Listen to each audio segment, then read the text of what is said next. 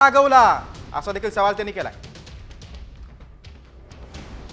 त्याच्याबरोबर infrastructure develop झालं, इरिगेशनमध्ये काम झालं, रोड पण चांगले झाले आणि दुसरं जे छोट्या छोट्या योजना होत्या भारत सरकारच्याही होत्या आणि विशेषतः महाराष्ट्र सरकारच्या, या दोन आता तुम्हाला माहिती आहे आपल्या इथे आयुष्य योजनेमध्ये आपण 40,000 लोकांना त्याचा बेनिफिट मिळाला होता। पण मागच्या निवडणुकीमध्ये जाणून बुजून लोकांना कन्फ्यूज करण्याचा प्रयत्न झाला होता।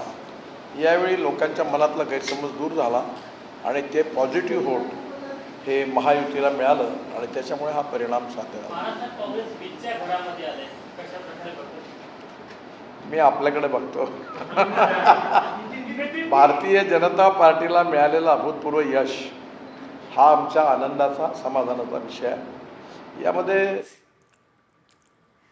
आणि यानंतर एक मोठी बातमी ती म्हणजे महाराष्ट्रामध्ये एक मुख्यमंत्री आणि 2 उपमुख्यमंत्री पदाचा पॅटर्न हा कायम राहणार आहे, कारण महायुती सरकारच्या तिन्ही पक्षांच्या प्रमुख नेत्यांकडे ही प्रमुख पद कायम असतील।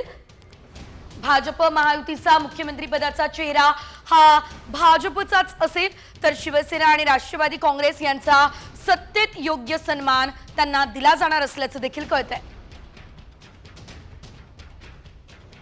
अधिकचे अपडेट आमचे प्रतिनिधी गणेश कवडे यांच्याकडून आपण घेऊयात। गणेश, आपण बघतोय पुन्हा एकदा तिन्ही पक्षांच्या प्रमुख नेत्यांकडे महत्त्वाची जबाबदारी असेल आणि 2 उपमुख्यमंत्री पुन्हा एकदा बघायला मिळू शकतात ही शक्यता आहे। नेमकं काय घडणार आहे?